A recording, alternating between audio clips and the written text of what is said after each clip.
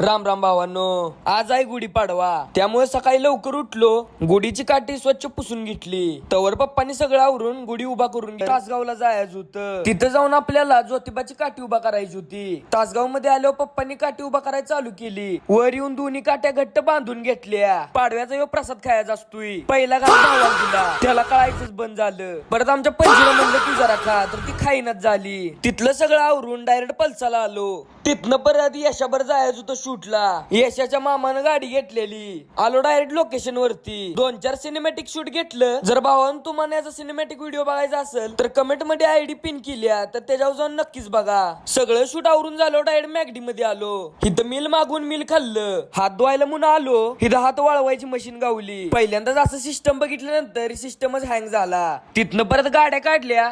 गाड्या पळवत आलो डायरेक्ट यशाच्या मामाकडे. तिथलं सगळं आवरून संध्याकाळी सगळी पिक्चर बघायला आलो. लई दिवसापासून प्लॅन चालू होता, डायरेक्ट धुरंधर. जब से ये चाय वाला हिंदुस्तान आया है, वहाँ हमारे लोगों के अंदर खौफ और बढ़ गया है. पिक्चर सुटल्यानंतर डायरेक्ट घर गाठलं. भावांनो, व्हिडिओ कसा वाटतोय कमेंट मध्ये नक्की सांगा आणि फॉलो नक्कीच करून जावा.